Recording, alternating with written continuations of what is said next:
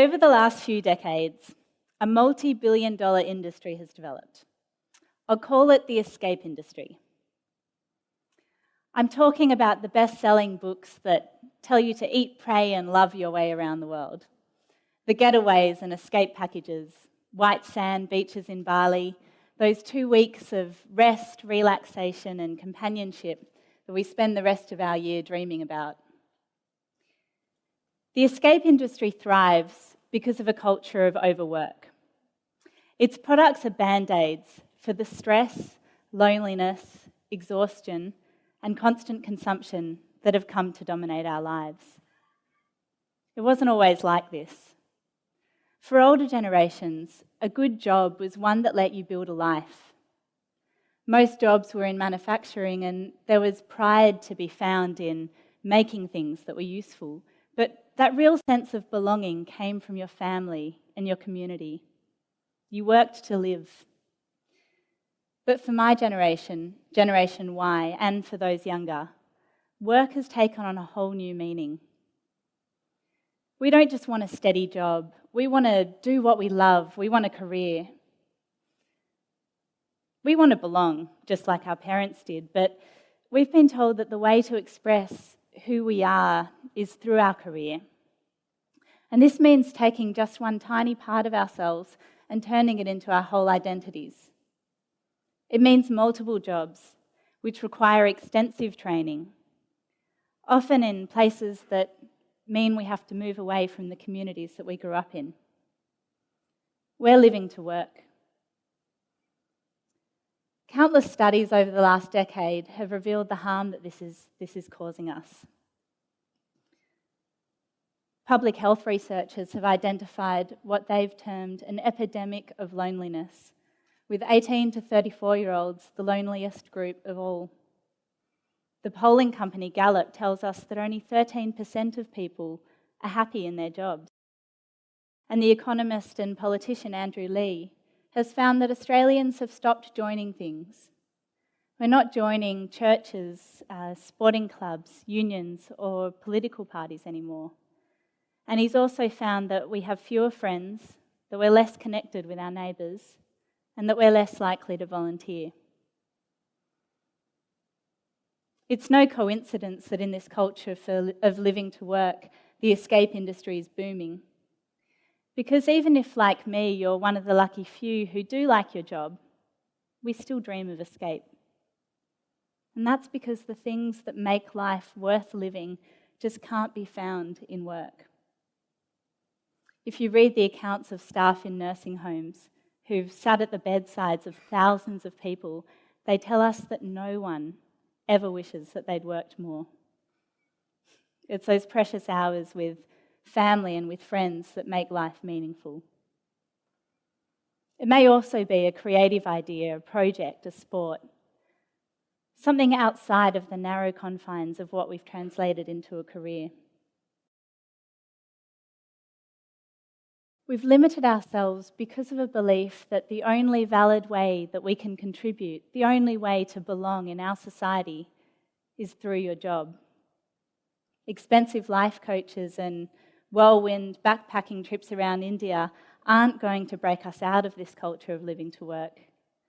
What we need is freedom from work. And to achieve that, we need a movement. This isn't a new idea. Australia was once governed by the Masters and Servants Act, and under that act, an employer could send the police to hunt after their employees if they were gone from work for even an hour without permission. And then when the police brought the employee back, the employer could choose to imprison them or even to torture them. We changed our society through a movement for freedom. We went from the 16-hour to the 12-hour day, and then it was Australian workers who were the first in the world to win the 8-hour day with no loss of pay.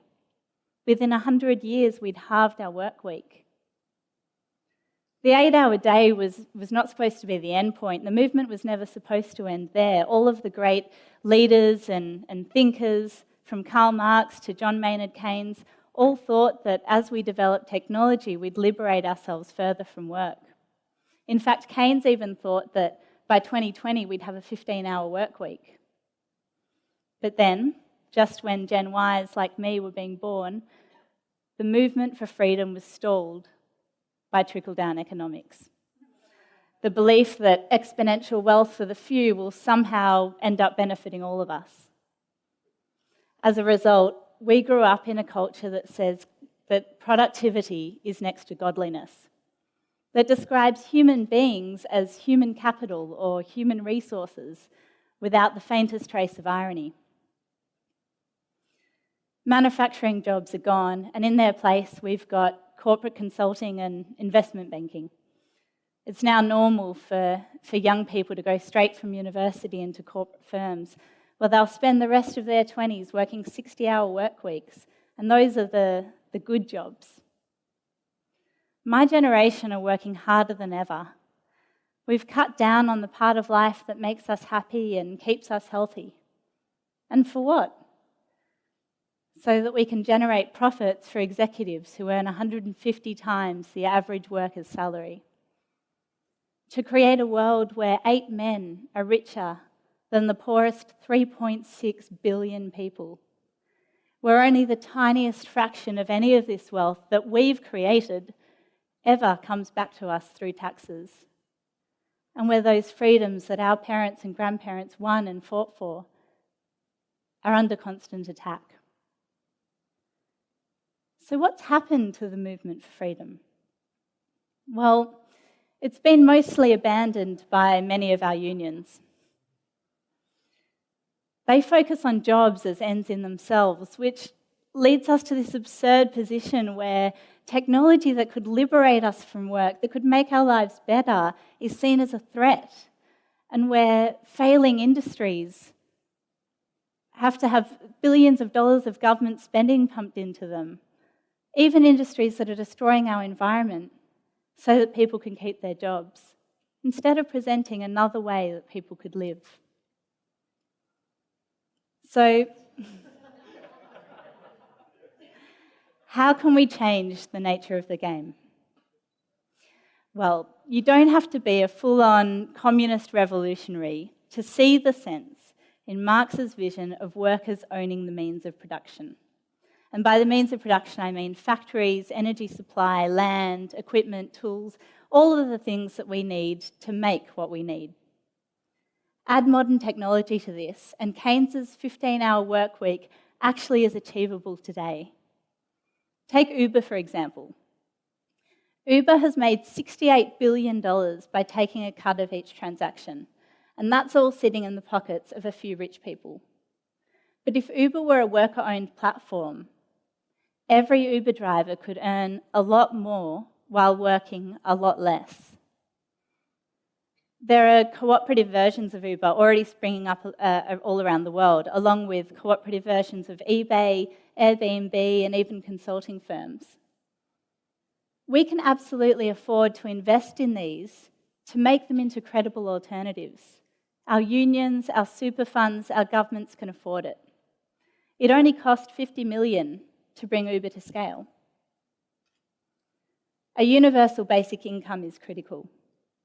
A society that truly values human beings is one that supports everyone, no matter their job status.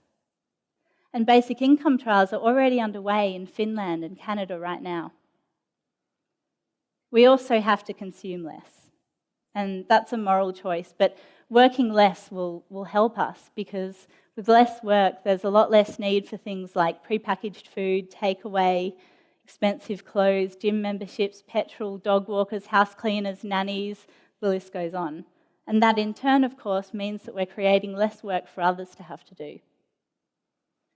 With automation and massive job losses around the corner, there's going to be a lot of suffering if we can't break out of this culture of living to work.